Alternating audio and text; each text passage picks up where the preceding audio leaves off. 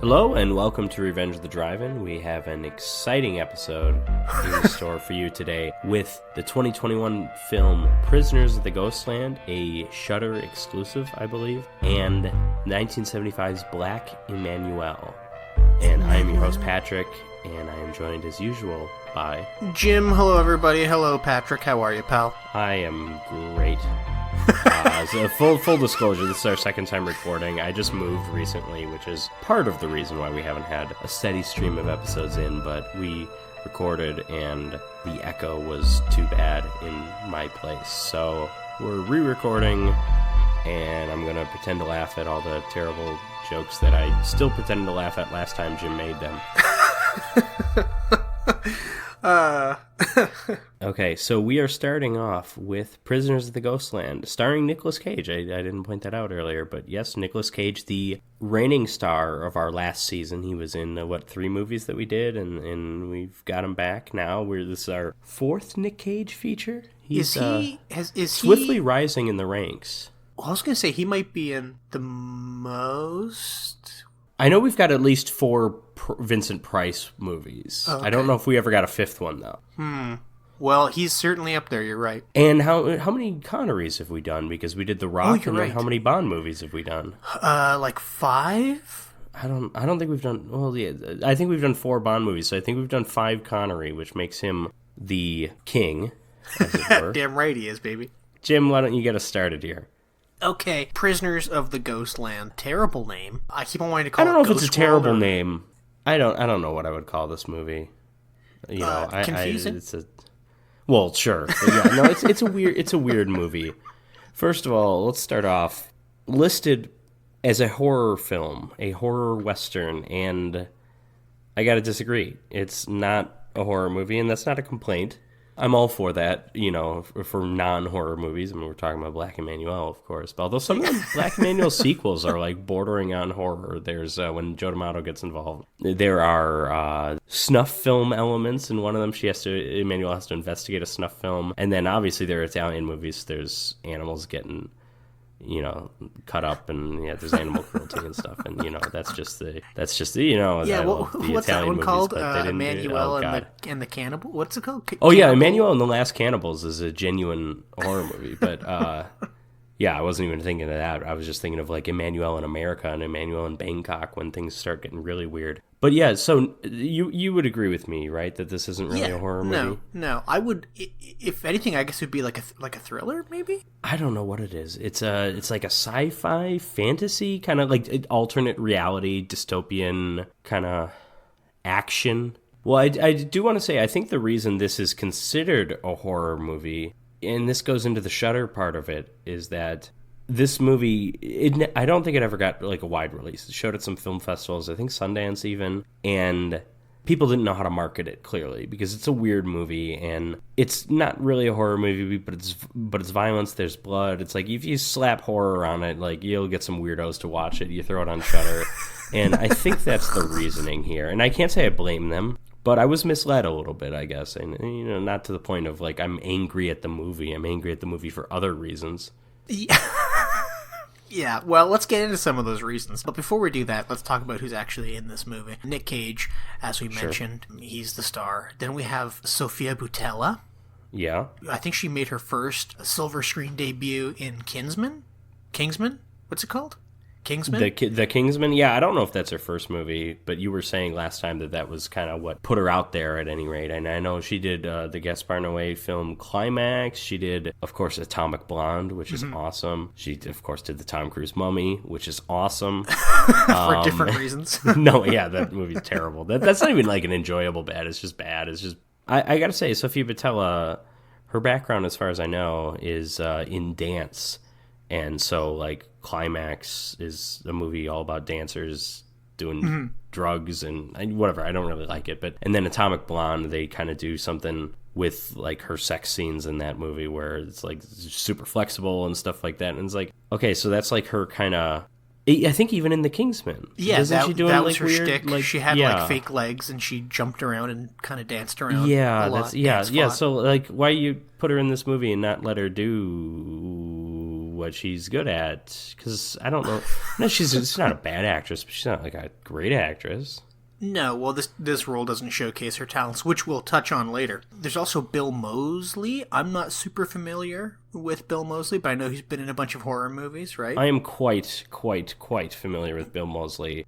I've got a love-hate relationship. Well, not even really a love-hate relationship. I think he's a talented actor. I think he's a good character actor, who's primarily done horror movies, finally got his chance to shine with the Rob Zombie movies, and he's outstanding in them. He's as one of the Firefly family in the Firefly trilogy with the House of 1,000 Corpses. I almost said the Dead Poets Society for some reason. Devil's Rejects and Three from Hell. He's like awesome in those. And he's also in Texas Chainsaw Massacre 2 is kind of what put him on the radar, and I don't care for him in that movie, but interesting story. He got that role in Texas Chainsaw Massacre 2. It's made by Tobe Hooper, but it's kind of a parody of the first movie. I don't really care much for it personally, but he got that role because he I don't know if he did like a short film or something, but he filmed himself doing like an impression of the hitchhiker from the original.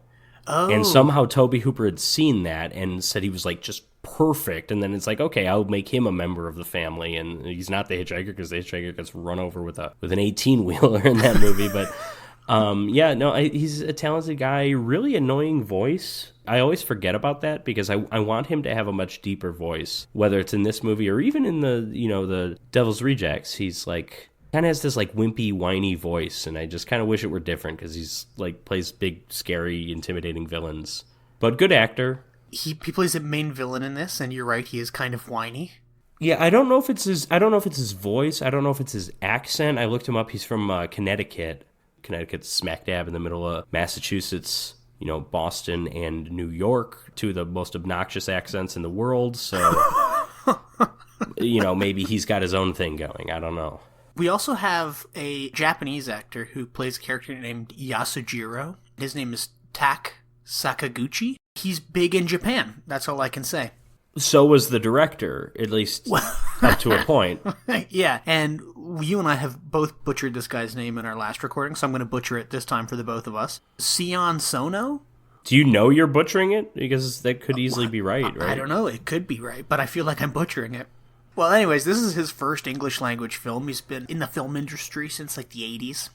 His problem is that he had this big Weinstein-esque sex scandal involving him recently, and I think it was like in 2021. So like right after this movie came out, probably. Yeah, right around the time. Might have, and I say might because who knows, because this is an American movie and it's not like that was big news in America. Might have played a role in this not really having a theatrical release. Yeah, it's a possibility. Because I saw this was made like $80,000 or something. It's like, okay, that means it played in like 2 cities, right?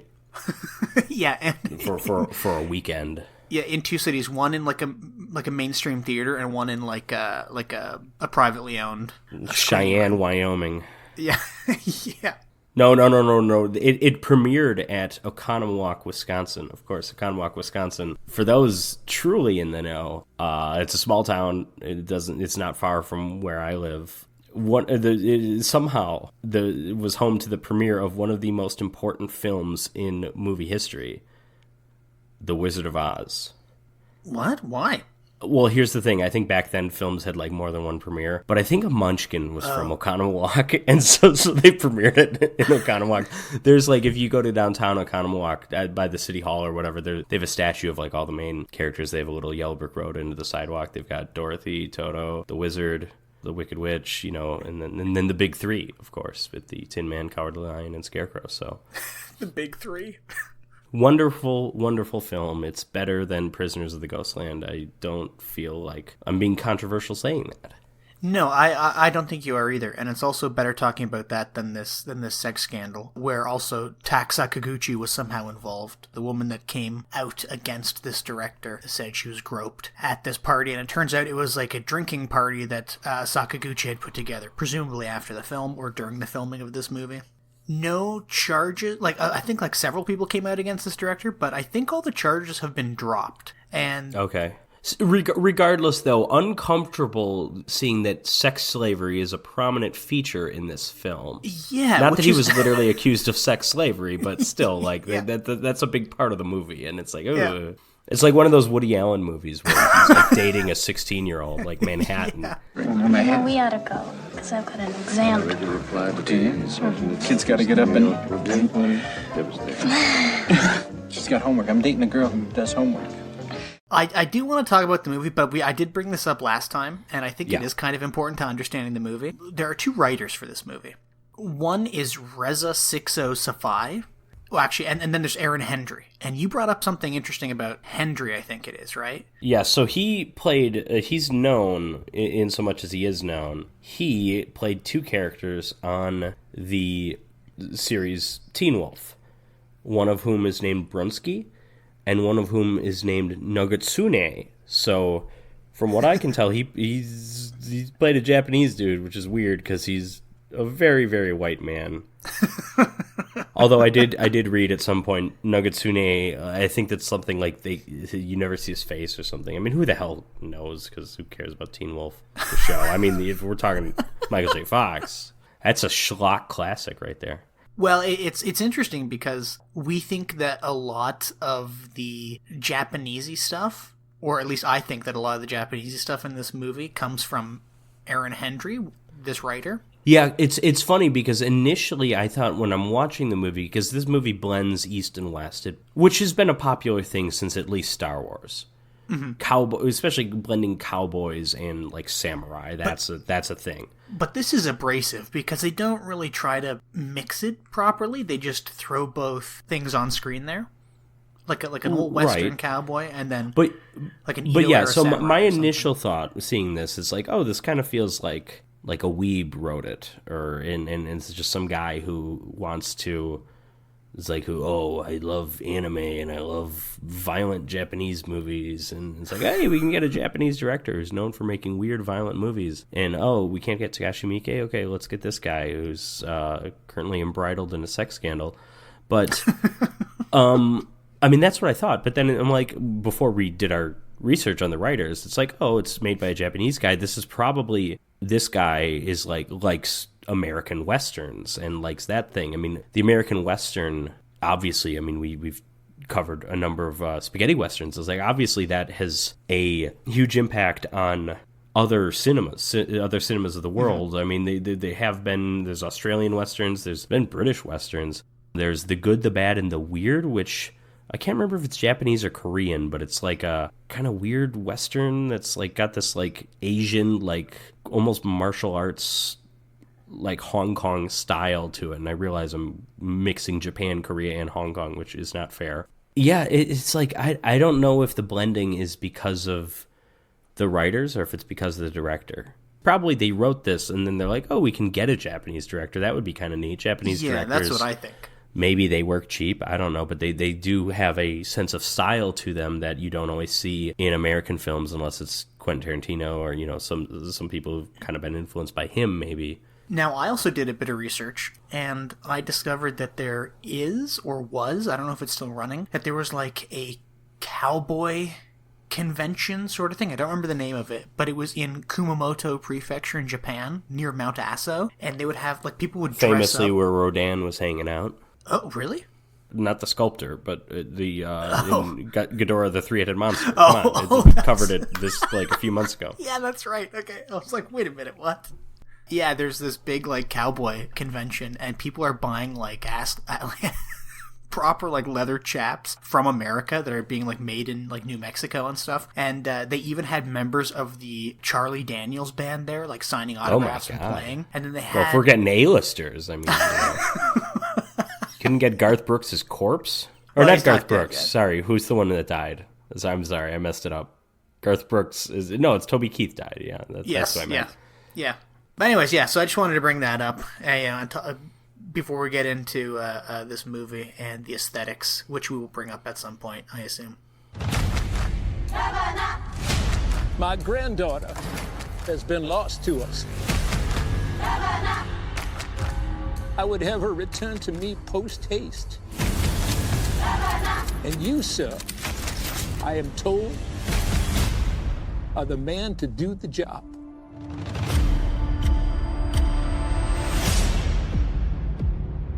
Each arm is equipped with an explosive device. Your trousers are also equipped with explosives.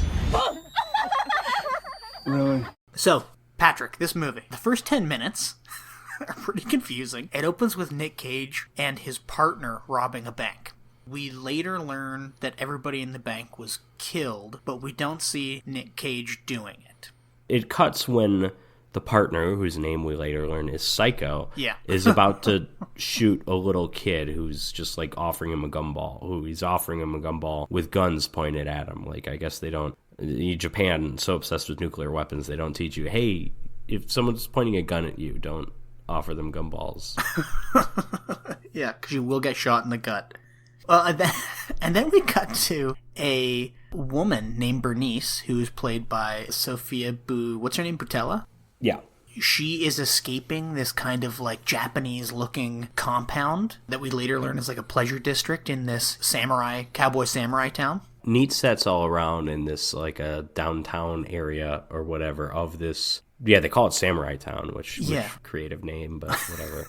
Well, and and it's really beautiful because I think we kind of brought this up at the end of our last recording, but they use lots of neon lights. They use a very kind of like traditional Japanese architectural style, but then they have like an old Western cowboy jail. And now ignoring the cowboy jail for a moment, just referring to the neon lights, this is the RLJE Films look, if you ask me, because this is an RLJE Films release, which they also did Mandy. A lot of their movies are just kind of bathed in this neon, and I don't really know why, other than maybe it just looks kind of neat. Maybe that's it must be a relatively cheap look to attain, because I've seen a lot of low budget movies capture it pretty well. But I'm going to say it's instantly appealing. I mean, it's probably done better in bigger budgeted movies. Like I mentioned Atomic Blonde earlier, that has kind of that stuff. Not so much the red, but it has like this very neon blue. Well, yeah, but Mandy's not a super big budget movie. But you are right. A lot of things in this movie do look pretty, but it's only this town. Everything else was filmed either at fucking dumps, like city dumps, or in a field somewhere next to some bricks. Once they get out of this town. Yeah, but that's also like, I understand it's not as aesthetically pleasing, but that's also the point, because this is a town. This is, again, alternate reality. This is a Japan, or a part of Japan, that has had a nuclear accident that has ravaged everywhere around this town. This town is still relatively thriving, but everything around it is the Ghostland. It's a wasteland. It's Mad Max, basically. Yeah. It's Mad. This movie's Mad Max meets cowboys and samurai. And so we're kind of introduced to that plot line of this nuclear explosion gradually. But cutting back to Bernice, her and these two other women escape Samurai Town. They hop in a car, drive off, and then we see that Bernice has been captured. Right after that, we are reintroduced to Nick Cage, who's been imprisoned for his bank robbery. And he's in this Old West cowboy jail that is in the same town. And this is where we meet Bill Moseley. He is the governor of this town. That's his name, the governor. And he's got this kind of accent and a white suit. He walks around, white cowboy hat, suit, shoes. Yeah, I got to say, he's got the look of, like, that is formal dress in, like, certain parts of, like, the South or the Southwest in the U.S. Like, that's, I like that. He's got that look down. I know. Bolo tie, white cowboy hat, perfect. White outfit entirely. So this is where the whole story of the movie comes together, the plot, because the governor... It's escape from New York, but yes. We've got to save... He calls her his granddaughter, which is what he uses to refer to all of his sex slaves. He's got like a harem of sex slaves. We don't know at this point that she's a sex slave. And Nicolas Cage, we were discussing this last time, might never know that she's a sex slave? Yeah, I don't think it's ever brought up. I don't think she ever mentions it. She's pretty nonverbal for a portion of this movie. Mm-hmm. So it's not brought up there. But yeah, so it's escape from New York, except he's got like an explosive collar. He's got explosives tied up in like, 3 places, right? He's got his nuts, his arms, and his neck. So the governor says, I need you to get my daughter for me, and you got to wear this suit. If you get turned on by my granddaughter, the explosives at your nuts will explode. And only one at a time. So he can, get caught out twice. He says, if you're too violent with my granddaughter, the explosives on your arms will explode. And if you try to take the suit off, or you run out of time, because this is a timed thing, the 5 explosives days, at your neck will explode. So Nick Cage goes, okay, cool. And the governor gives him this car to escape in, and Nick Cage makes this silly display of not wanting to take the car. He's doing like burnouts in the middle of the town, and then gets out of the car and takes a kid's bike and rides away. Oh, and something he does in the scene really impresses, was it Sakaguchi or whatever, right? The Bill Moseley's bodyguard. Yasujiro. Yeah, he does. What does he do? Do you remember? Or is it just like his defiance? Attitude? I don't remember. Oh, it's the car thing, right? Like he spins the car. Is it the car thing? And then Yasujiro brings him the car. And Nick Cage is like, I don't have much time, do I? And then he drives away. But as he leaves the town, he is immediately knocked out by a bunch of crazy, scarred, like burn victim, nuclear Holocaust Mad survivor Max samurai. characters. Yeah, Mad Max guys. And then he is woken up next to this like burning schoolhouse. And then he's brought to the Ghostland by the Rat Man and his rat clan. This all sounds way more fun than it is. Yeah. And although these guys are like barely villains, though, they're just like kind of there. They're almost like fake villains. So, well, yeah, I mean, because it's obvious that the governor's the real villain. Well, I'm going to keep using this word immediately because that's kind of what happens in this movie. So immediately after Nick Cage is brought to... Also, how soon I'd like to finish talking about... Okay, listen. Well, let me get through it. Immediately, Nick Cage finds Bernice in the Ghostland. She is in like this semi-catatonic, nonverbal state from... She's also in a mannequin. Yeah.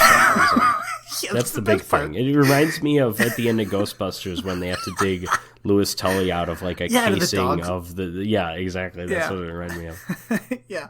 But she's like encased in this mannequin staring at like this decrepit clock in this town where there's a bunch of people who are constantly pulling a rope that's tied to the hands of this clock so that it doesn't reach like midnight or something, because if it does, the clock will apparently explode and another nuclear explosion will go off. Clearly a play on like the doomsday clock thing.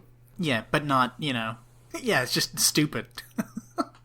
So Nick Cage takes mannequin Bernice and he throws her on this cart. He's like, okay, I'm walking you back to my car and we're going back to Samurai Town. Then they get to the car and he's taking the mannequin suit off of her and he kind of like starts joking. He's like, oh yeah, take it off. And then I guess he actually does get too aroused and the suit blows up one of his testicles. Well, and here's the thing: is the testicle bomb, is that voice activated, or did it genuinely feel boner him activated? Getting an erection? Yes, that's the question. Yeah, I bet it's boner activated. That's probably the first time you've seen a woman in a while. He immediately passes out again, and actually, there's a dream sequence here, right? There's like a flashback dream sequence of him and his partner in this robbery, and his partner. Also, we haven't said what his name is. Nick Cage. Hero. Yeah. And they're doing a man with no name kind of thing, I think, like the Old West. Like, that's not his real name. That's just like what he's called. Like, it's a Billy the Kid that's what kind the of people thing. call him. Exactly, even though he's not a hero, but he kind of becomes the hero, but also doesn't really, because he didn't even fight the governor in the end. Spoilers. It's a bunch of other people that take out the governor. He just kills a bunch of Japanese people and cowboys. Well, when Nick Cage wakes up, he is harassed by all of these burn victim... By Sion Sono? People, yeah. Yeah, he's touched very inappropriately. By all these burn victim people. And I think he passes out again, right? Like because he starts fighting them off, and the explosive in his arm goes off because he's being too rough. So he passes out again. He wanders back into into Ghostland when he wakes up. And Bernice is back there already, and he convinces Ratman and his Rat Clan to fix up a bunch of vehicles so that Nick Cage, Bernice, and a bunch of townspeople can escape the Ghostland and head into Samurai Town. And that's what we think is going to happen. That's the way I think it's set up, right? Yeah, more or less. And then you kind of realize that these nuclear samurai are actually prisoners, because there's a quick little like interlude where they explain that the nuclear explosion that devastated the place went off because like a truck carrying nuclear waste and a prison bus collided, and all the nuclear waste, a la Ninja Turtles, seeped through the prison bus and got all these prisoners infected, and then seeped into the earth and caused a nuclear reactor to explode. And Psycho, Nick Cage's old partner, is like the head of all these played by Nick victims. Cassavetes, the son of actor and director John Cassavetes, who was a very respected director, probably best known to just a casual film person as the husband in Rosemary's Baby, one of the most terrible, horrible human beings in motion picture history. Oh. So Psycho is Rosemary's Baby, is what I'm saying. Okay, good. That's good to know. It makes sense. It does make sense, actually, yeah. Are we getting to the point where we actually meet Psycho again? Yeah. When he reemerges? Well, okay, well, first off, you meet him throughout all these dream because sequences. he looks like Deadpool, burn scar thing going on. A little Freddy Krueger, little Richard Lynch, little Deadpool. So everybody's trying to leave this town, right? Or again, that's what we think. And then they're stopped by Psycho and his irradiated gang, and you think, they're not gonna. Like, they're going to have to fight them or something. And then Psycho just says, hey, Nick Cage, remember me? I'm your partner. Look what's happened to me. You kind of did this. And then Nick Cage is like, I didn't really do this. And he's like, no, he had right. absolutely nothing to do with it. Yeah, and he's like, oh, you're right. Well, you need to go to Samurai Town and take out the governor because he's making life a living hell for all of us somehow, even though a nuclear disaster actually made life a living hell for everybody. And also, even though they're living outside the jurisdiction of the governor. Listen, I'm not saying the governor is this secretly nice guy, but I don't understand. But he's not. He doesn't have a direct impact on all these people's lives. Right. Yeah. But then the best part of this scene is Psycho then kind of like lifts his hands up, like his arms up in the air, and then like a nuclear explosion goes off somewhere. And you're like, did he do that? Does he have superpowers? Did he get superpowers from radiation? And it's just a visual too. It doesn't do anything. It doesn't affect anything. No. So it was one of the more frustrating aspects of the movie. This was like, this is a neat visual. This might as well be a dream sequence. Yeah, exactly. Which we kind of skipped over a bunch of dream sequences, but it's just kind of the same thing over and over again. It's Nick Cage remembering details of the bank robbery and Psycho killing everybody. And he also remembers, it turns out, that Bernice's mom was shot in the chaos of the bank robbery. And that is what caused her to be kind of like adopted by the governor and become one of his sex slaves. So it's kind of Nick Cage's fault, I guess.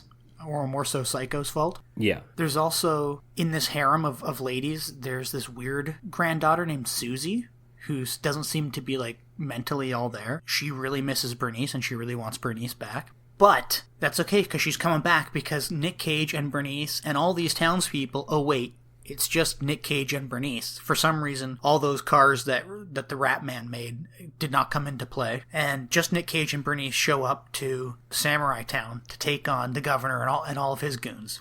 And as soon as they show up, all hell breaks loose because Susie hops on like a Gatling gun and just starts mowing down cowboys and samurai left and right until she's shot like a couple times in the chest. And this is the part of the movie where that Japanese aesthetic really, I think, adds a lot of enjoyment for me, because there's like a lot of fight scenes between Nick Cage and cowboys with this cool Japanese-y backdrop.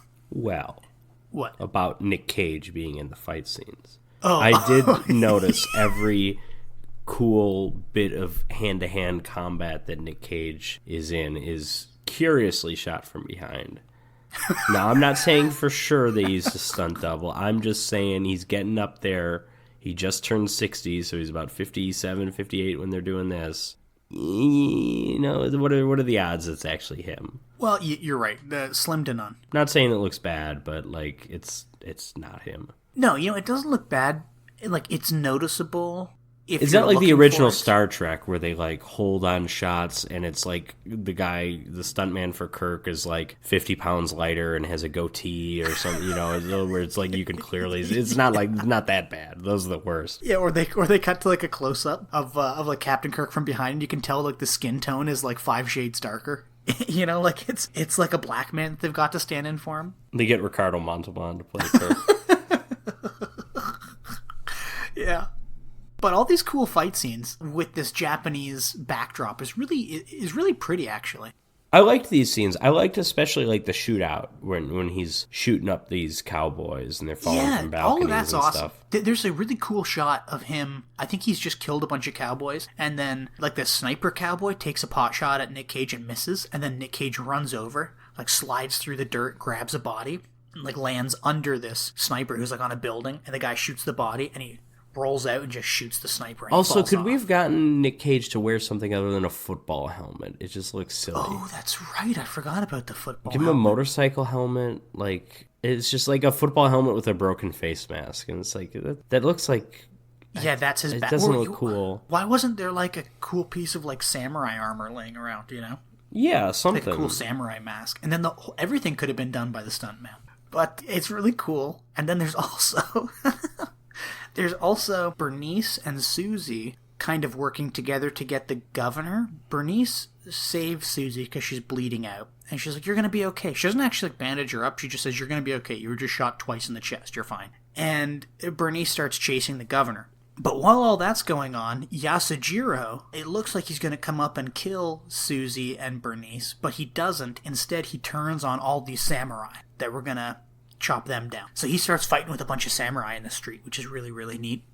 At some point, Bernice chases the governor into his house, into his harem house, where all of his ladies leave him. And it's kind of a funny scene where he runs back home, he's calling for all of his ladies, and they're all packing up, they're all just like stealing things out of his house. And he's like, girls, where are you going? And they're like, oh, fuck you, governor, we thought you were cool, we thought there was going to be a statue of you in this town, we're out of here, you're a loser.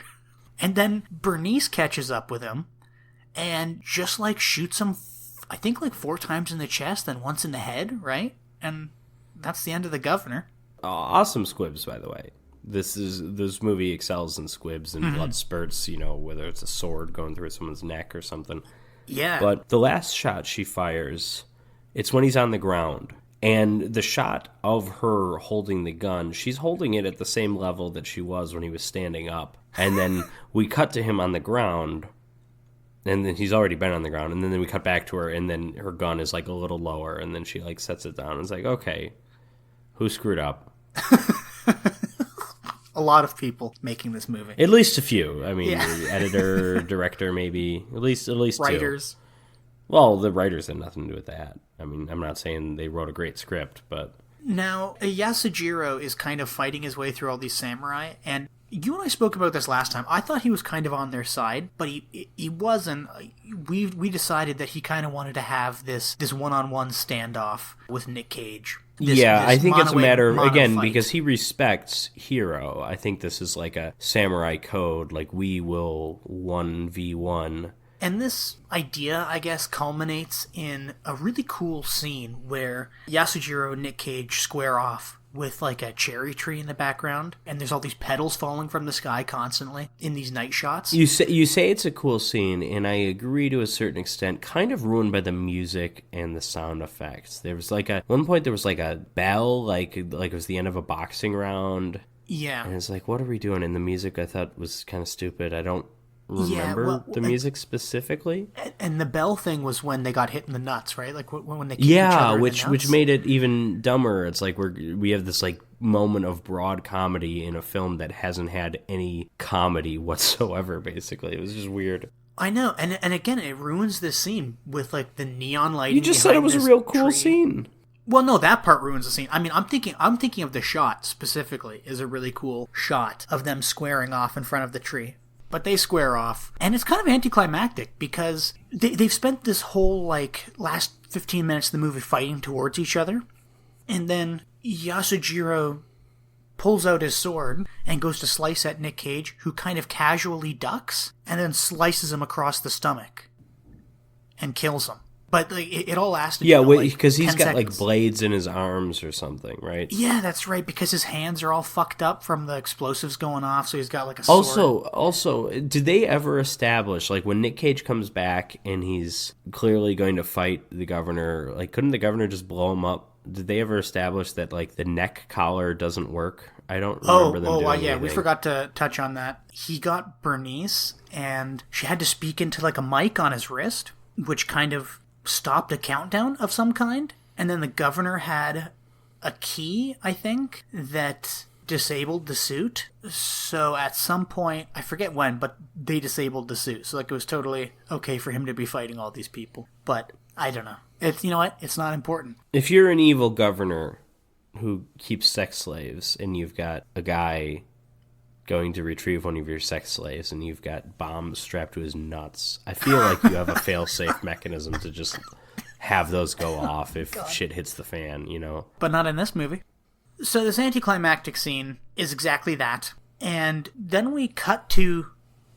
Oh, no, sorry. We see a Ghostlander. That's it. Somebody from the Ghostland. They watch everything that happened in the town. And you'd think that it's really, really far to travel from Samurai Town to the Ghostland, but apparently not, because they just run. No, why would you think that? It's just everything around Samurai Town is the Ghostland. You keep talking about the Ghostland as if it's a specific place. It's like the rest of the island. You motherfucker. Don't you start with me. And I'm going to call you a motherfucker. I'm calling you out on this. I actually just deleted my last copy, or my copy of this save.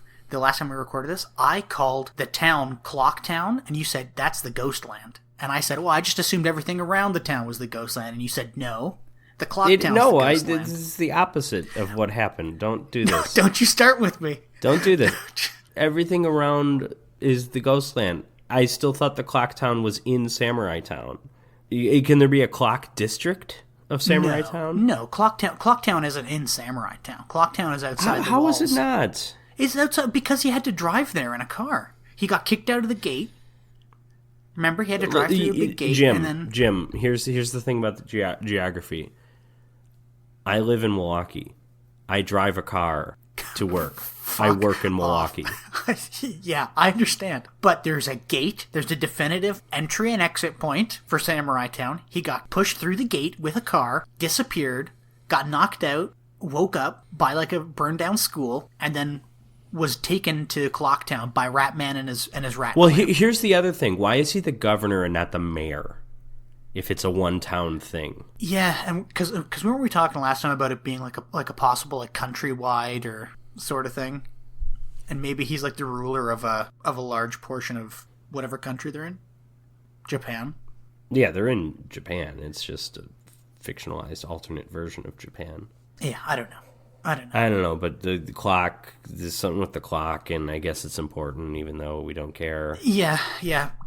Person runs back. Everybody at the clock who's been holding onto the hands, they're like, you can let go, the governor's dead. And they're all like, hey! And they let go, and the clock's hands move past 12, and then the clock explodes and falls over, and people are cheering. And then it cuts back to Cage and Bernice and Susie, and they're walking down a street in Samurai Town. And Nick Cage says, Samurai Town will be a beautiful place one day. And then the movie ends. And that's it. And he talks like Jigsaw for some reason. I want to play a game at Samurai Town. So that's it. That's the movie. Patrick, what are your thoughts? I found it very difficult to get into this movie, and I didn't expect that going in, and I think it's the raised expectations of Nick Cage's recent / maybe still going on hot streak. This is the Cage Renaissance. This is Mandy, Pig, the Unbearable Weight of Massive Talent. Like, he's made some good movies lately, and I don't think this is one of them. I don't think it's, to the level of like the average Nick Cage movie, or like even in this hot streak, he's made stinkers. Yeah. This isn't necessarily a stinker, but it's not at that same level as the other films that we've seen. And I looked it up. It's gotten pretty middling reviews. I think a lot of people respect it for kind of its director's vision, and at least back when people respected the director, anyways. But I mean, we talked about the aesthetics are nice. There's really not much story. I wanted this to be more of an adventure film, or there to be more of a journey, because I mentioned Escape from New York. Okay, Escape from New York. Yeah, he meets weird people, and I don't know if I'd really call that an adventure movie. But you know what else this movie is, in terms of the plot? What? It's Shrek. Shrek is an adventure. We've got a castle. We've got that fun scene with the swinging bridge. We got a dragon. We got Robin Hood and his merry men. That's an adventure film. I mean, it's an animated comedy, and it's obviously it's different than this. But like, give us that adventure. out of this journey. I don't want to see a fucking car in this movie. I want him to go on foot. I want everything to be like a struggle for him to travel everywhere. They also built up the irradiated prisoners as like more of a threat or more of a problem. But the only times they ever showed up were they didn't do anything. Just do anything? No, they just knocked people out somehow. Then you didn't see them for 15 minutes again, you know? Yeah. There also needed to be some kind of twist. Maybe if it started out and we didn't know the governor was evil. And, you know, maybe Nick Cage doesn't know the governor's evil. But, I mean, he's evil to him. He straps bombs to his nuts. But, like, and then, like, halfway through, once he saves Sofia Boutella, then he learns that he's keeping all these sex slaves. And he's, like, this evil, corrupt government official. Then it's like, oh, that could be interesting. But no. I'm trying to think of all the ways that they could have made this movie better, of which I'm sure there are plenty of ways. But that would have been one of them, to kind of hold all that information back from the audience. But again, like, I don't even think Nick Cage really knew about his harem. Yeah, that's interesting. That's worth noting. And the only thing that Nick Cage has against the governor is that he made him wear this suit that took out one of his nuts and one of his arms. Which is fair. Significant. But all the people of the world talk about the governor being this like evil, corrupt world leader.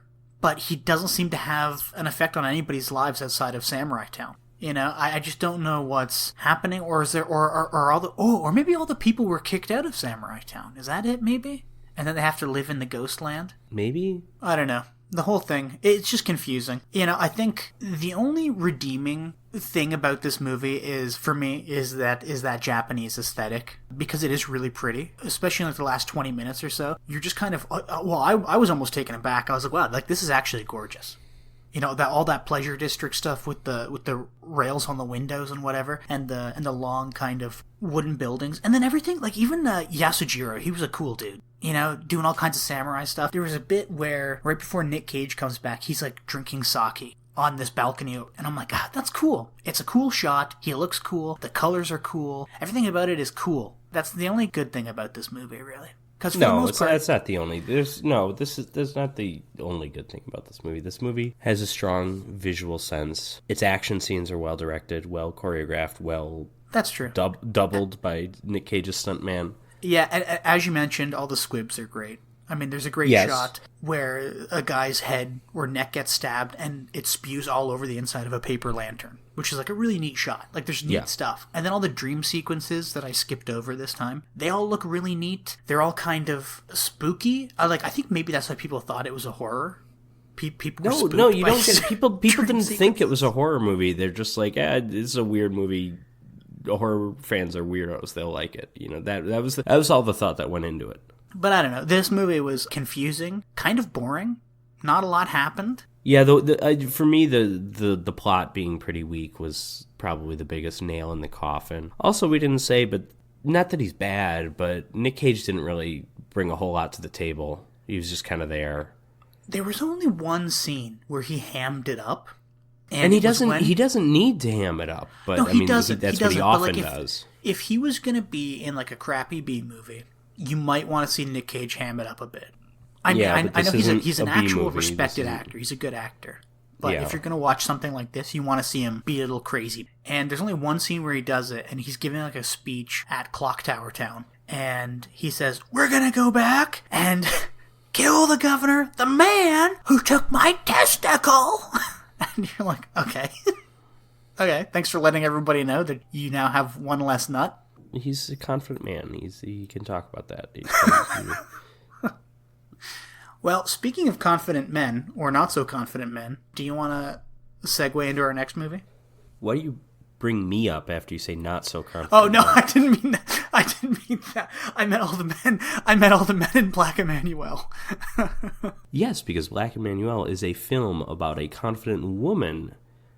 That's an appeal of the Black Emanuelle series, not the primary appeal, of course. Primary appeal is Black I'm waiting Emanuelle. For you to... Oh. Yeah, Laura Gemser and sex. Sorry, hold on. Say it again, but we're going to leave all this in. No, that's fine. Okay. Black Emanuelle. Yeah, the music is another thing. But one of the appeals of Black Emanuelle is that Black Emanuelle is I keep saying Black Emanuelle. They don't call her Black Emanuelle. That's just yeah, they did. That's just how they. Hey, Black Emanuelle, get over here. That's just the movie. In fact, Emanuelle isn't even her name. It's like a professional name. Yeah, what is it? May Jordan? May Jordan. But she's like a go-getter professional woman. She's a young professional who is navigating femininity and professionalism and eroticism in through the course of all of these movies. Presumably all of them. I am yet to see all of them. But here, Jim, let me tell you what they all are. Because I happen to have... Yeah. The Sensual World of Black Emanuelle box set from Severin Films. So on disc 1, we have Black Emanuelle and Black Emanuelle 2. Black Emanuelle 2 is noteworthy because it's the only Black Emanuelle film, to my knowledge, to star a black woman. Because Laura Gemser, of course, is Thai, I think, and lived in like Belgium and the Netherlands. And yeah, she's not black at any rate. Disc 2, this is where it gets really exciting because this is where we get Italian exploitation auteur Joe D'Amato, Emanuelle in Bangkok, and Emanuelle in America. Then disc 3, Emanuelle Around the World, Emanuelle and the Last Cannibals, of course. Combining two great Italian exploitation genres of the horrendously offensive Amazon cannibal films and the horrendously offensive sexploitation softcore sex films. And then, of course, we have Porno Nights of the World and Emanuelle and the Porno Nights of the World. Those are that's the possibly the worst genre of Italian exploitation film, because those are Mondo films, which is basically, those are under the guise of being documentaries, but largely just capturing weird stuff. There were literally Mondo films made that are basically just like, here, look at what these weirdos do in Africa. And it's just like super exploitive of native people in Africa. But these films specifically are about weird sex stuff. And then Emanuelle, Laura Gemser, just has a few cutaway scenes where she's like taking off her clothes and talking about what's going on or whatever. And then we've got Sister Emanuelle, also known as Suor Emanuelle, which I suppose Suor is probably the Italian word for sister. That's one of the best ones. Emanuelle at some point joins a nunnery. I don't believe they explain how or why. And then we have Emanuelle in the white slave trade. Wait, what? Oh, the white slave trade. Okay, yes. Yeah. Then we have, and this is probably not this might not be the first time he shows up, but this next disc is Bruno Mattei. We have Violence in a Women's Prison and Emanuelle in Prison. Wait, so is Violence in a Women's Prison, is that an Emanuelle movie? I think it's debatable. A lot of this disc is, what do they call that? Apocryphal? Where they, like, you know, those, like, books of the Bible that aren't officially books of the Bible, but they call those Apocrypha, right? Like, the Gospel of, like, Thomas or whatever. I think so, yes, yeah. Yeah, so some of these films might be Emanuelle Apocrypha, where they say it's Emanuelle, but really had no connection with the series proper. Then we have Disc 7, Black Cobra, and then Black Velvet. I believe Black Velvet, I could be wrong, is the film that I've seen under the title Black Emanuelle, White Emanuelle, which was also one of the better films in the series from my memory. Disc 8, Emanuelle's Perverse Outburst. That's nice that it rhymes. Almost. It's not even close to rhyming. Perverse Outburst. Oh, I thought you meant Emanuelle's and Outburst. I'm like, what? and then we have Porno Esotic Love. I don't know what the word esotic means, if it's Italian for exotic. Oh, yeah, so I think I looked this up, and exotic is not a word, so it might just be a typo.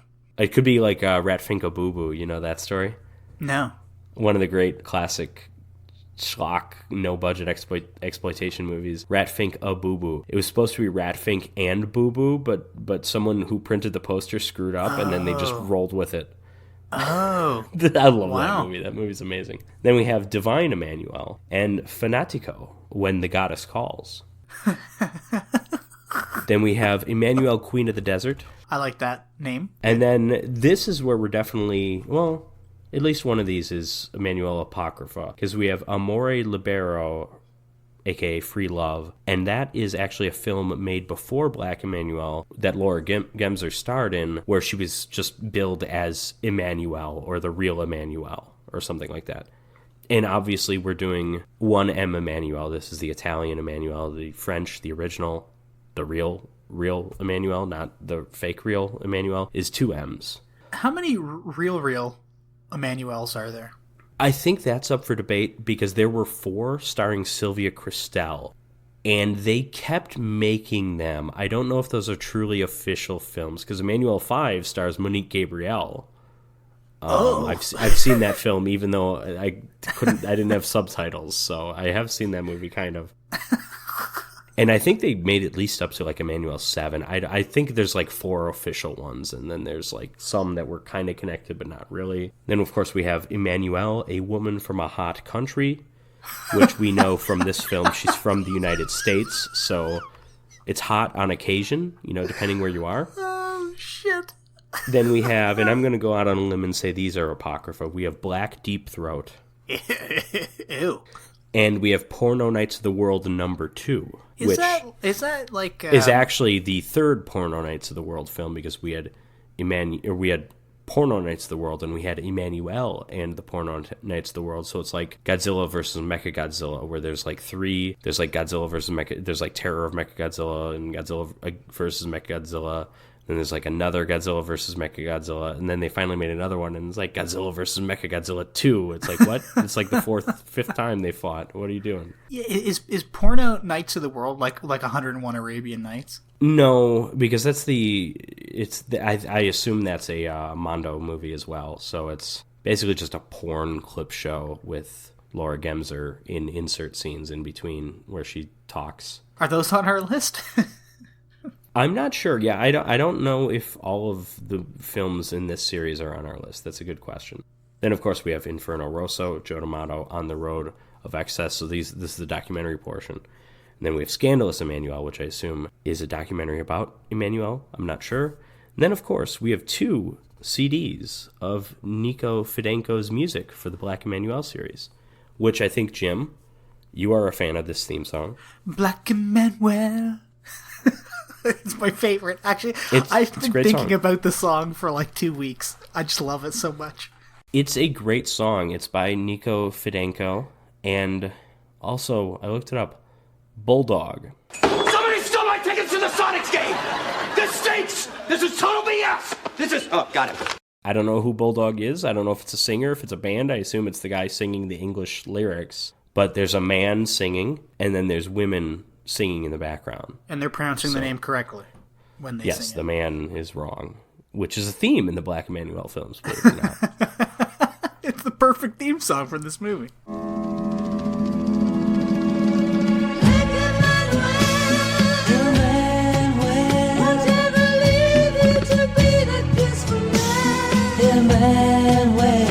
So, Black Emanuelle is from 1975, directed by Albert Thomas.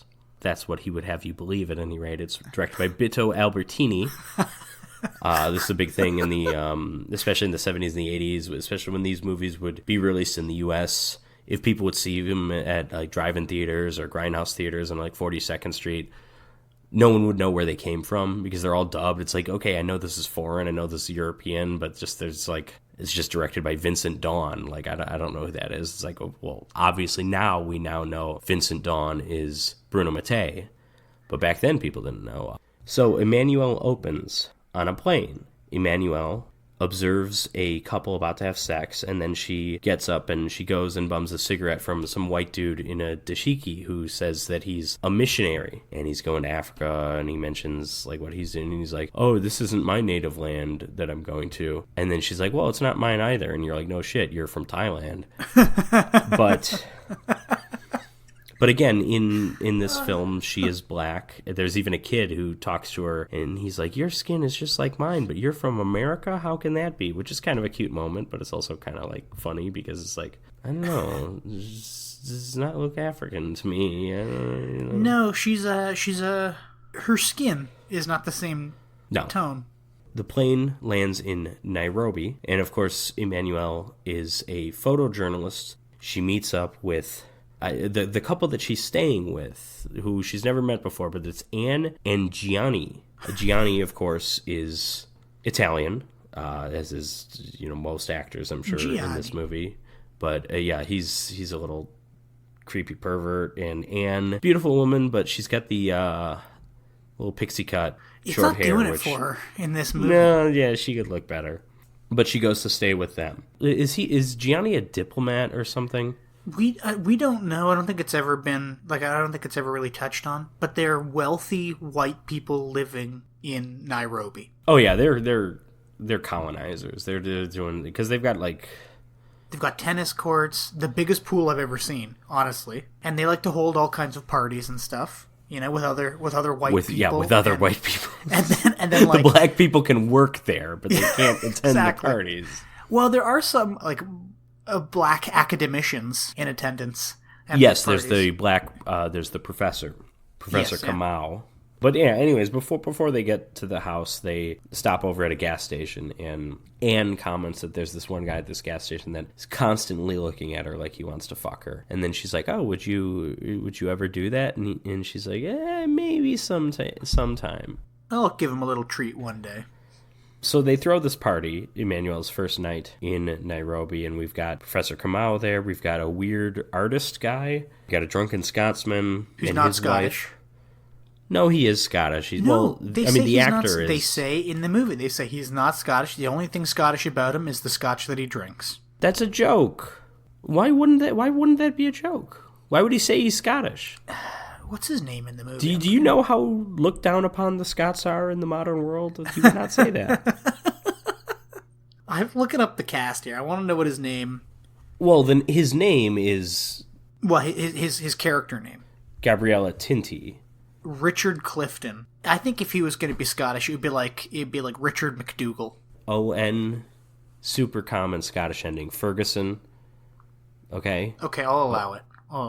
So Gabriella Tinty, at this time, was not married to Laura Gemser, but eventually married her, and they continued to make Black Emanuelle films over and over and over again while they were married. So, interesting to note, because it's like, okay, the Black Emanuelle films, they're these, horribly exploitive movies, and it's like, okay, but Laura Gemser kept doing them, and I think she had a really good relationship, especially with director Joe D'Amato, who directed a lot of them, not directing this one, obviously. I don't know if she was truly into the movies, but I think she just really liked making the movies with her husband, and it's just yeah, this was fun for her. It does seem like she got something out of this.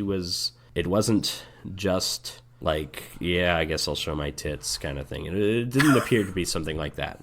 So the next day, Anne goes to get gas and finally gives in to that one African dude that's always eyeing her, and they go and have sex in this garage area or something. There is a bed there. All the meanwhile, Emanuelle is still in the car, and there's this other guy pumping gas, and of course we get suggestive shots of the gas pump going into he's pumping gas. Yeah, exactly. Yeah, which is a fun thing to do. It's clever. It's completely superfluous if you were to watch the special features on this Blu-ray that feature the hardcore insert shots, because then it's we get actual insertion and also the suggestive insertion. You don't do both of those. It's one or the other.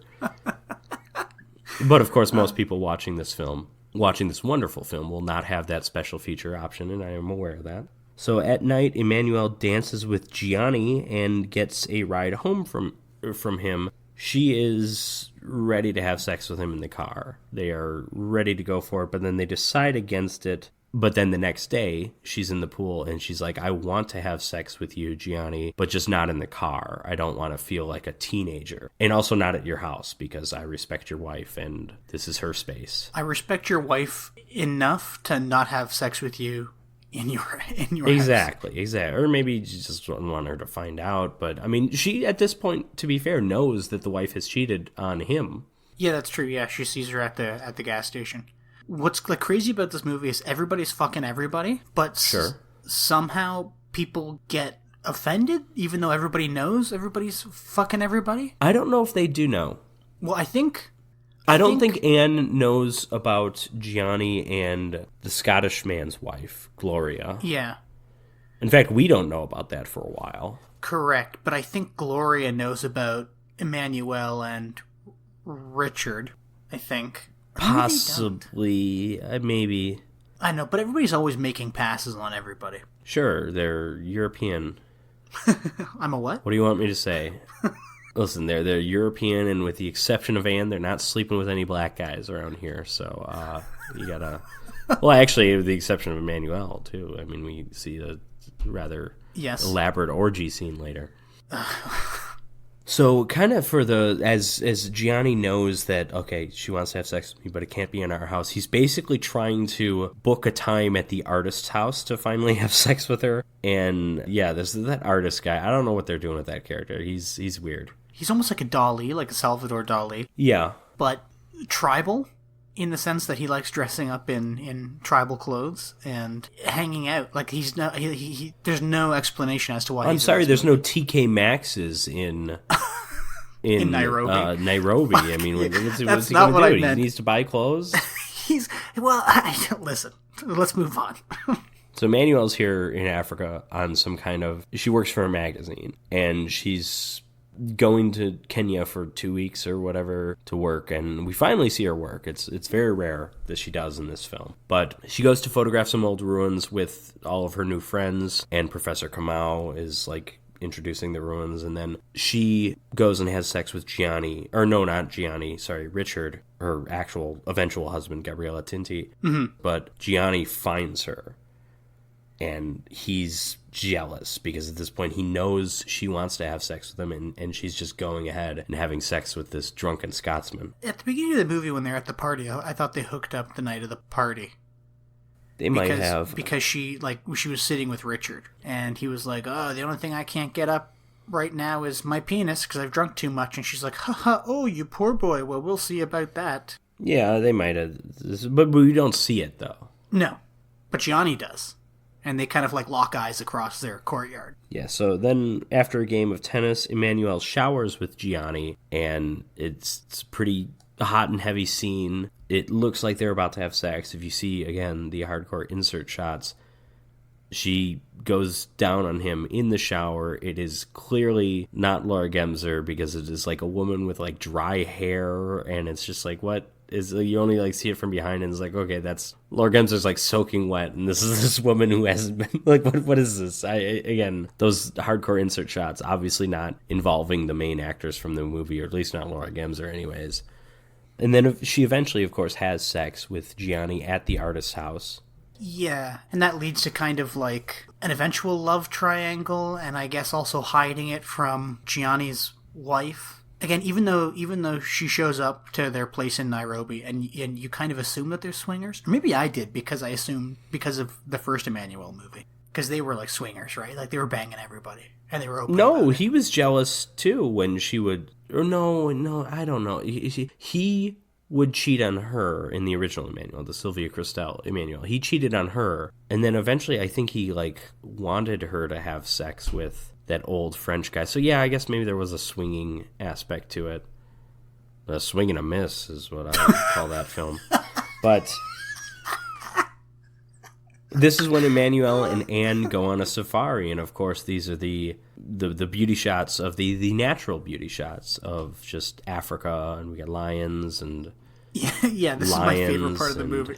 Yeah, because that's the thing with movies like this. A lot of it might be stock footage, but it's like they are trying to do like a travelogue thing. They're trying to lie to you and say that they're making more than just a sex film. When in reality they're making a sex film. I mean, but here's the thing: they are making a sex film with like character, and I mean, it's not like a porno. It is a film with a plot and with characters and with good performances. I would say, from Laura Gemser at least. But it's like also like, yeah, but come see lions and zebras. Don't you want to see elephants too, and the natural splendor of Africa? Exactly. and don't you want to see Laura Gemser fuck a bunch of white guys in Africa? Like, who doesn't want to see that? And then a bunch of black guys in Africa? And white girls. And yeah, because this is... Emanuelle starts photographing Anne. Anne takes off her clothes, and it looks like they're about to have sex. They don't until, of course, they're developing the photos, and then they really get it on. And then later that night is when Anne is showing the photos to Gianni, and then they have sex. And this is the scene when Emanuelle dreams or imagines herself running around in the African bush being chased by some tribal dude, and then having sex with him. And then so she kind of starts masturbating. Then she gets up, naked, of course, wanders outside into the courtyard, and then sees the two of them, her two hosts, having sex, and starts imagining herself in there. And there's actually a really neat shot with her, like her back to the wall, like right next to the window. And as she's there, just kind of yearning, we then see it's also her in bed with Gianni. So actually really neat composition and a neat little effect here. Yeah, like it is actually interesting, I will say. For a neat porno shot. Movie. It's a neat shot. That Albert Thomas, I mean, that Bito Albertini. So at some point, the next day, 2 days later, I don't know, Gianni gets an angry phone call from Gloria, the Scotsman's wife, who is upset because they're having an affair and he hasn't been wanting to see her recently because of this new plaything in Emanuelle. But Emanuelle also picks up the phone and overhears it, and this completely transforms her opinion of Gianni. And then she's eventually rude to him, and she leaves, and she just gets she gets a ride from just some random guy who doesn't even speak English. And then he goes to follow her and then stumbles upon them having sex at the side of the road. And while she's doing that, she makes eye contact with him and is telling the guy to fuck me harder and stuff. It's like, okay, this is personal. It's one of the most... This is revenge sex. It is. It is so aggressive that it's actually very off-putting. But you know what's weird, though, about all this? Because I was thinking about this. Gianni, at this point in the movie, he clearly has feelings for her. Yeah. And he kind of lies to Gloria on the phone. And I'm surprised that Emanuelle doesn't pick up on it, or Gianni, or Gianni's just like, hey, I lied to her. I don't really care about her anymore. I like you. I love you, but that conversation never happens because Emanuelle just takes off and starts banging dudes. Or that she's bright enough to realize that, okay, maybe that is true, and he actually has feelings for Emanuelle, and that's what puts her off. She doesn't want a man who has feelings for her. Like, who's this random dude giving her a ride? Yeah, well then, but then later, Emanuelle's almost kind of sorry, and she apologizes to Gianni, right? She's like, oh, I'm sorry, that isn't me. I don't know what happened. That really isn't me. And I do like you. And but that's when she has sex with black guys. It's different. Well, I guess this guy's a black guy too. Gives her a ride. I'm getting in the mindset of the Italian filmmaker. Italian exploitation films, in particular, incredibly racist. I mean, you have the entire genre of Amazon cannibal films, which are horrifically offensive for many, many, many reasons, including obviously the depiction of South Americans, also the random and needless animal killings. Yeah, listen, yeah, absolutely. It's Italian films in the 70s were wild, fucking racist, and wild and sexy and disturbing, and sometimes all in one. That was Joe D'Amato's thing. Joe D'Amato would make these Black Emanuelle movies. He'd make these movies and it's like, okay, let's get some fucking perverts into the theater who want to jerk off to Laura Gemser, and then let's also cut a chicken's head off. Like, let's just shock them. Like, that was his thing. Because I think, to Joe D'Amato anyways, the true exploitation auteur that he is, he's just like, I just want to give people something they don't expect. I just want to disturb them while they're getting turned on, and that's what makes some of those weird Black Emanuelle sequels so special, but also disturbing and off-putting, and I get why not a lot of people would want to watch them. So the gang goes on another escapade. They go to a nature preserve, and this is where Emanuelle and Gianni kind of have a bit of a heart-to-heart, and this is where it's made clear that Gianni absolutely has feelings for her. And then they stay at this all-inclusive resort kind of thing. There's a beach. Emanuelle and Gianni are out on a boat. She falls off the boat. She can't swim, so he goes and saves her, then brings her back, and of course, giving her mouth-to-mouth. Anne, over on the beach, sees it through binoculars and thinks it looks like something else, which I believe it is something else for him. But, it's also literally him kind of saving her life. But so now she's got a lot of doubts. She didn't really have a whole lot of reasons to think there was anything going on before this. Oh, also, we didn't mention, I don't remember exactly when this happened, but Emanuelle goes to Gloria's house and has sex with her as well. While she's having sex with her, then two African workers who are watching go and have sex. Yeah, their sex is so sexy. so powerfully sexy that it forces other people in the vicinity to have sex. You say that jokingly, but that is kind of Emanuelle's power in these movies. I mean, it's like a fantasy thing. It's like she's so irresistible. It's like impossible for a human mind to comprehend how sexual this woman is, that you just like don't know what to do. Like, even when she's not having sex, it's just like you see her and it's like, oh my God. Like, I need that. Like, Anne and Gloria are both presumably straight women, but when they encounter this eternal beauty, they have to surrender to it, you know? Yeah, I never thought of that. You're right. Even just Anne being around Emanuelle, suddenly, yeah, I guess I'll go fuck that gas station attendant. You know, she didn't even see Emanuelle having sex. I never really saw this movie from that perspective. Yeah, because you're dumb. That's what this movie's all about. That's what the Black Emanuelle series is all about. That's why they made 16 discs out of this box set. Listen, I am dumb, but I thought it was just, attractive, gorgeous woman shows up and has sex with other people, and, she's so gorgeous that people want to have sex with her. But I didn't think she was possibly, affecting the world around her. No, I think she's just, like, so stunning that she has that effect. And again, this isn't like I don't think we have like a real world parallel or anything, but that this is just, she's so sexual, she's so sexually liberated that she liberates others around her. So during this little trip that everyone's taking, they eventually go to some like untouched tribe, basically, and of course Professor Kamau is like taking them there. This is when they run into that kid who's like, oh, you look just like me, but you're from America, even though I speak English perfectly because I'm dubbed by an American child. They go to this tribe and they've got some kind of like drug alcohol thing that they're like drinking, and Emanuelle is just hitting that thing like crazy. She's just, yeah. Fuller, go easy on the Pepsi. And then she's so kind of taken away that she just gets up, starts dancing with the tribespeople, and takes off all her clothes, and basically just gets railed one by one. The others, Professor Kamau and Gianni and Anne, are just like, should we stop this? What are we going to do?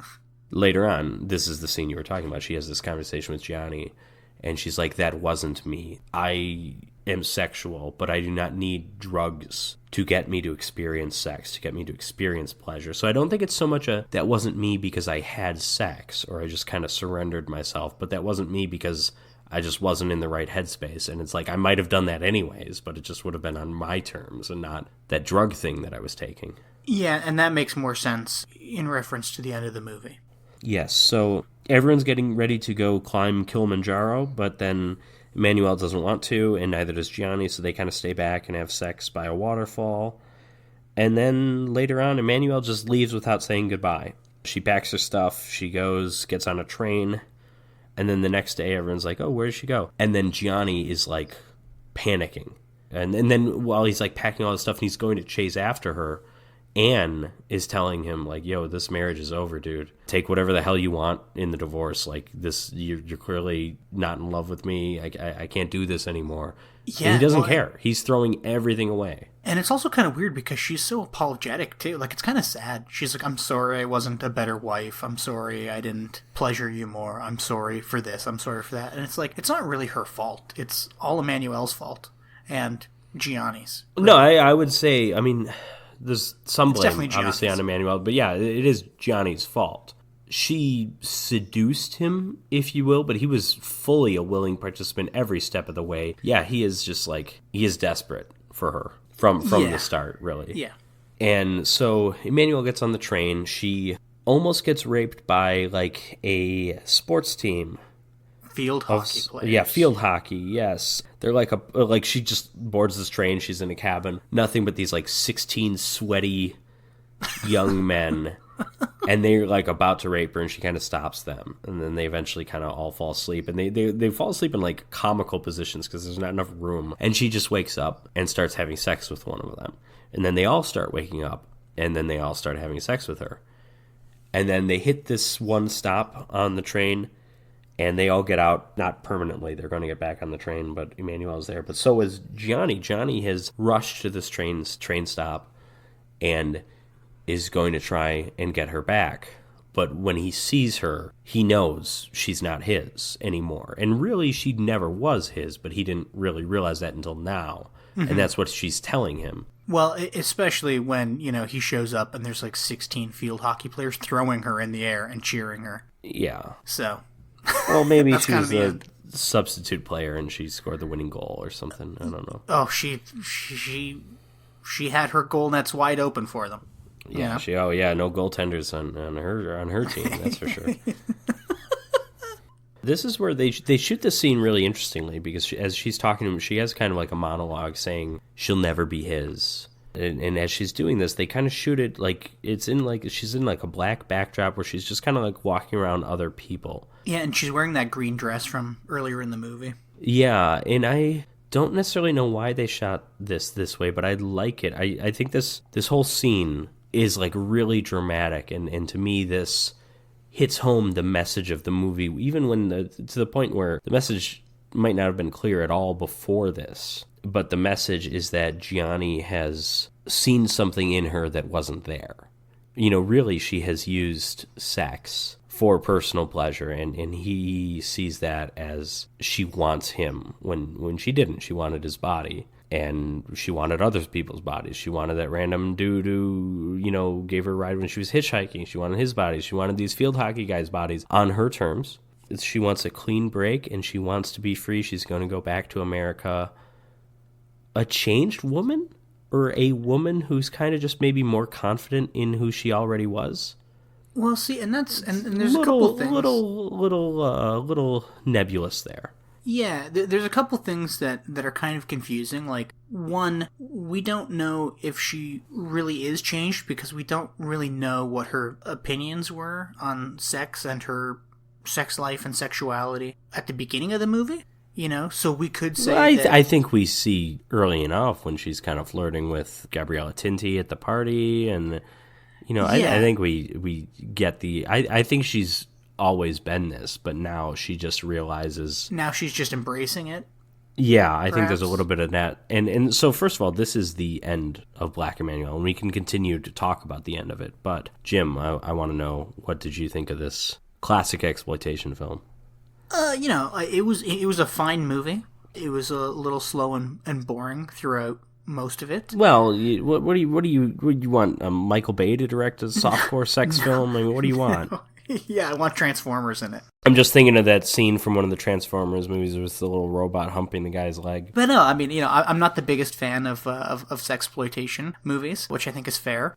Oh, I mean, it's not a genre that wins a lot of Oscars. I mean, No. I think the first time we spoke about this, I was kind of confused, but after kind of stewing on it for a while, I have a firmer grasp on the themes of this movie. Very firm grasp. Yeah, my major gripe about it is that it's just kind of a slow and it's a sexploitation, But the best part of this movie is obviously Laura Gemser and gorgeous woman. We didn't. I mean, maybe it's to be assumed, but absolutely gorgeous. Nothing against Sylvia Christel, but more attractive than Sylvia Christel. Yeah, at least to me, more my type. Maybe, I don't know.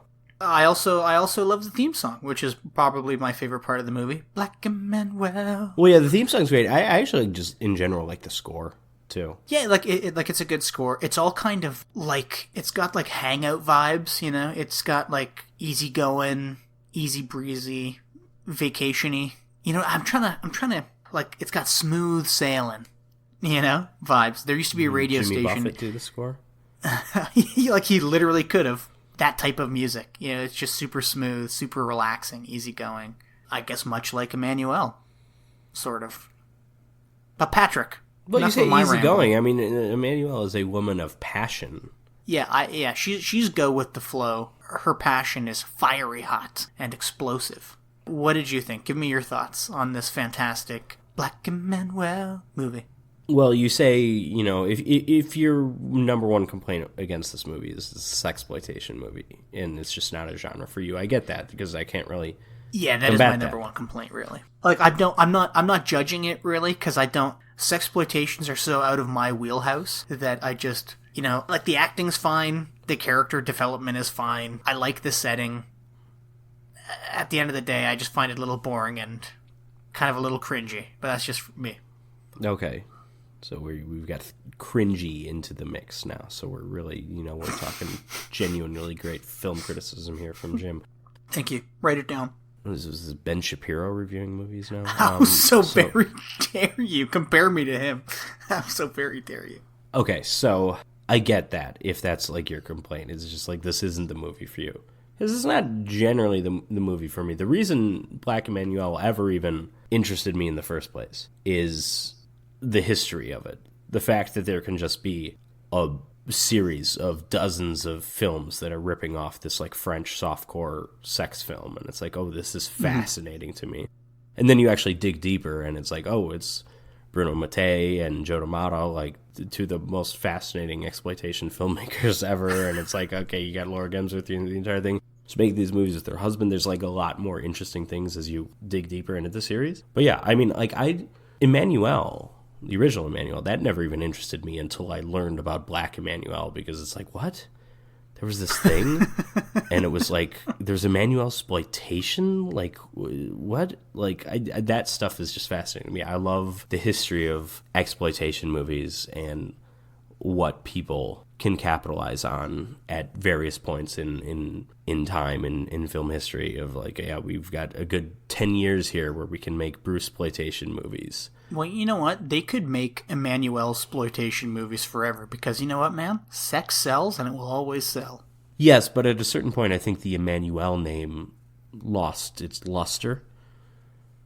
Maybe it was when Monique Gabrielle stepped in. I don't know, but at any rate, is that like around like Seinfeld era where they're making fun of Rochelle? Back to my original point, like, I do think this movie is really, really close to being like a genuinely profound drama. And if you will, if we can compare it to the original Emanuelle a bit, which we have covered on this podcast, and it's also for some reason our like most popular YouTube video, even though people usually only watch 10 seconds of it, so I don't know how that works. It's just like, so, by the way, this episode is going to do great on YouTube because there's people all over those Emanuelle searches on YouTube apparently. So well, that's got to be it, right? Like they watch the first 10 seconds, realize we're not showing any footage, and then they maybe, who knows.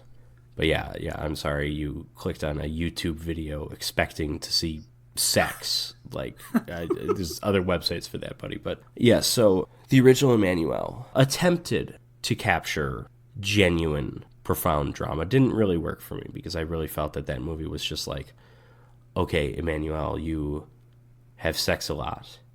But you need to learn to fully give into sex, and only then, once you have sex with this like kickboxer dude, can you truly become a sexual being. And it's like, oh yeah, but wasn't she already like in the opening scene even? Like I don't know. I didn't get it. It didn't work for me in the original Emanuelle. I'm not saying it fully works here in Black Emanuelle, but it comes closer. I feel like I understand the Black Emanuelle character more. And maybe some of that's the Laura Gemser performance. I don't really know. But I feel, I do think the filmmaking's part of it, because I think that last scene at the train stop is like almost powerful. Almost. Mm-hmm. Well, I mean, I agree. That ending is, I think, very important to the movie. It raises a lot of questions. I guess you could say it elevates the movie as a whole in that, that last 5-minute ending or whatever. But yeah, but I mean, it really makes the whole movie come together, though. That this is a movie. It does, yeah. Like it ties it up with a nice little bow. Yeah, this is a movie that is about this free human being, Black Emanuelle. Again, that's not her name, Emanuelle, with one M, who is the object of every person's affection, and no person can truly have her because they can't connect with her, because they don't want the same things as her. Now, what does she want? She wants sex, obviously, but she wants sex as almost like a spiritual experience, I think. And the others just want sex to get their rocks off. I think that's kind of part of it. I think Gianni is this jealous playboy. And now you might say, okay, well, doesn't Emanuelle get jealous when she hears about Gloria? And maybe she does in that scene, but maybe she's just teaching him a lesson, too. And it's odd because, again, from my perspective, up to this point, in the movie that she overhears this phone call between him and Gloria. She is kind of pining after Gianni the whole movie. Sort of. Well, not really. Like, she's fucking Richard and stuff. But she does seem to genuinely feel bad by the way she's treating him, or she keeps on getting caught out, you know? And it does seem like she has genuine feelings for him, but as soon as she overhears that phone call, it's gone. Like, it's all done. You know, and she immediately leaves and goes. Yes, because I think she realizes that these feelings that he has for her are not unique. These are the same feelings that he supposedly had for this other woman. Exactly, but that wouldn't make her feelings any less. But at the end of the movie, I don't think she has feelings though about for him in that way. She has enough feeling that it makes her jealous enough to run out of the house and immediately fuck the first person she sees. And then stare him down, eye to eye, and yell at this black guy on top of her, yes, fuck me harder. You know, I think she's hurt. Sure. And I think it's kind of interesting because the end of the movie, she says, oh, you know, I am this free spirit and I don't want anything serious. I think that scene is the scene where it doesn't really work. I think the rest of the movie kind of is about how Gianni wants her in a very specific way that she does not want him. Yeah, and then you have to wonder, does she... He's a distraction to her, just as Richard is. Maybe she has these same interactions with Richard, we just don't see them. Maybe. I guess you're right.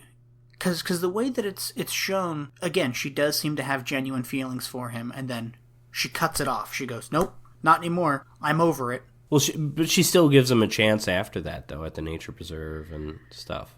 Yeah, but by that point, it's almost like she's like sabotaging their possible relationship or whatever it is, because she's... Except it's banging really... a tribe. Yeah, but it's also Gianni sabotaging his own relationship with his wife, too. Oh, yeah, of course. Of course.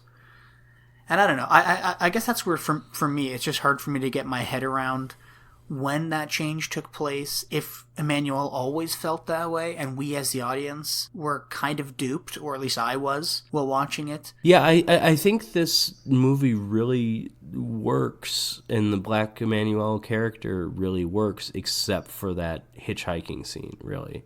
And I know we mentioned kind of the tribal scene, a little kind of weird too, but I think we can explain that, is that her "that wasn't me" stuff is all about how she doesn't need drugs to do what she does, because she's going to do that anyways.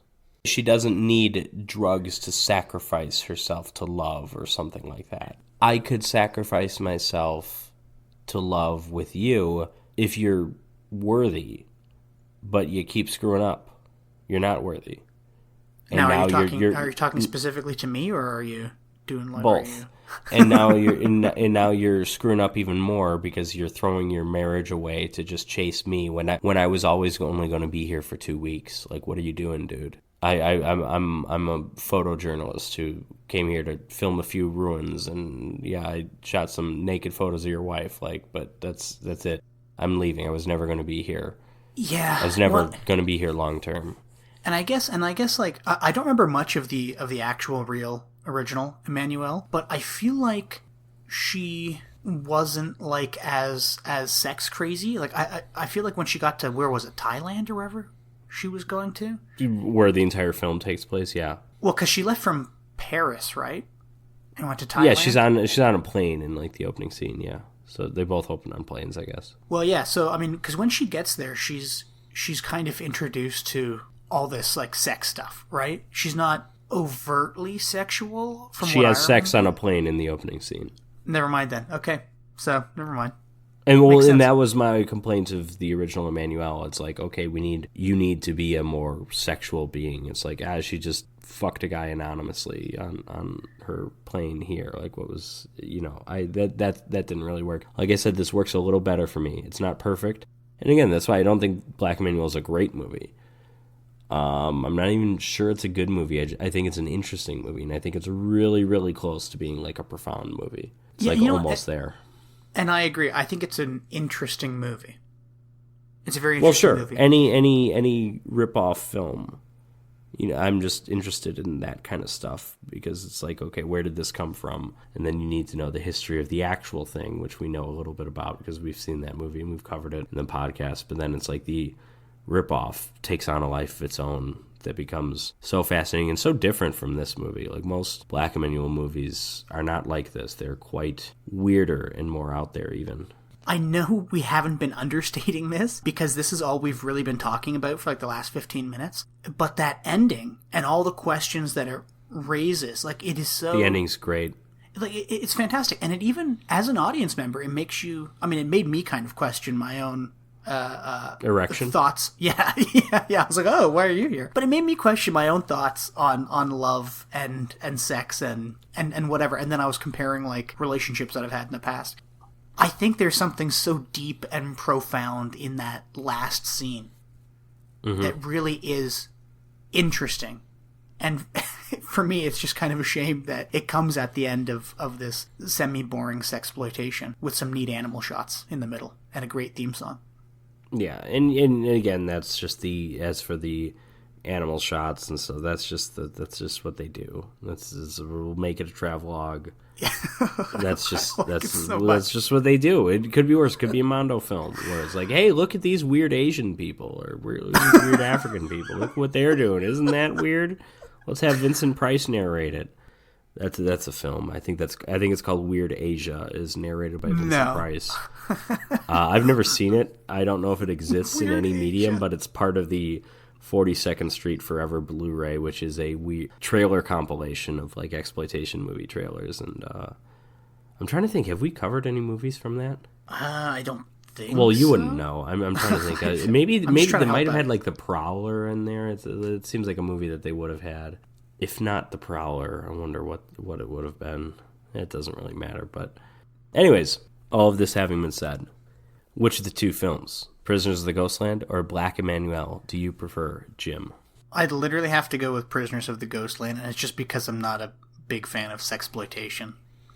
And okay. I guess I like the Japanese aesthetics of Prisoners of the Ghostland more than the tribal Africa stuff. Okay. How about you, Patrick? Well, I'll fully admit I had a little bit of a different experience with Black Emanuelle than you did because I'm watching it on Blu-ray, and I mean the film looks gorgeous. Not just Laura Gemser, obviously, but like everything just looks awesome.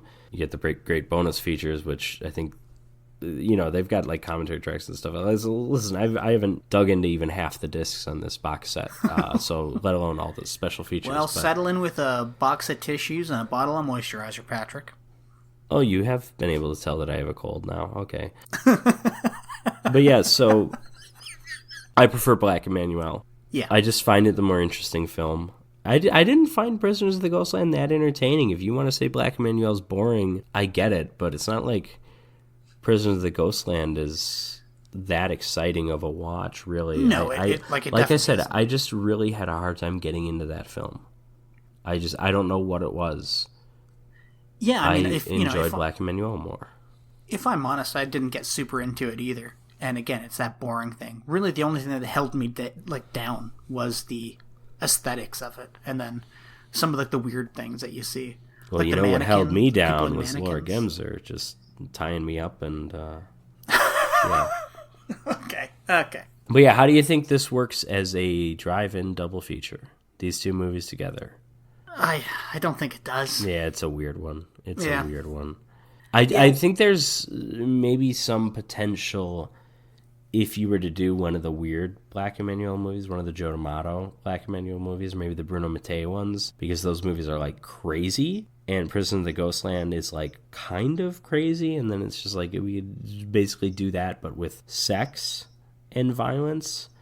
But here, no, there's no violence in Black Emanuelle. It's just sex, and it's just lions. Well, and I'm trying to even think of like a Nick Cage movie that would go well with Black Emanuelle, and I can't really think of any because I'm trying. Oh, yeah, I mean, he's only made a few movies, Okay, never mind. Okay, so Jim, thank you for joining me for this second recording of this episode. No, and thank here is what we're going to be doing next time. And Jim already knows this, if he remembers anyways, because we talked about this first time we recorded it. But our next two our next two movies in our next episode are the Chuck Norris martial arts film, Good Guys Wear Black. And we have the first of a surprisingly high amount of Japanese Ring sequels called, in English, called Spiral, also known as Rosin.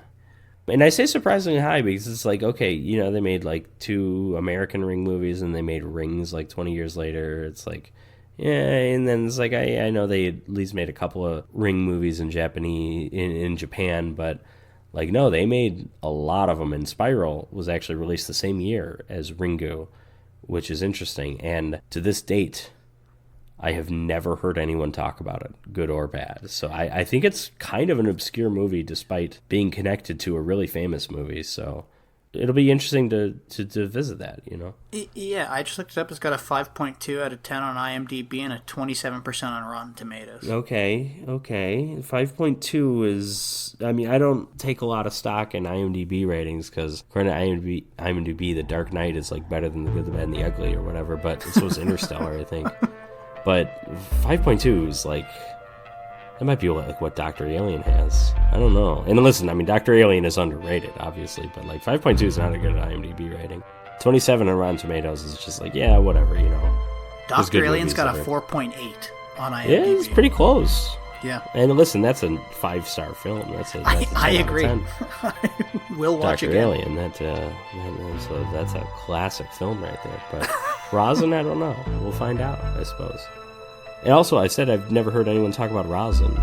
Never heard a goddamn thing about Good Guys Wear Black either, so that's totally new might to me. be interesting too. All right, thanks for joining me, Jim, and thank you, listeners. We hope you join us next time.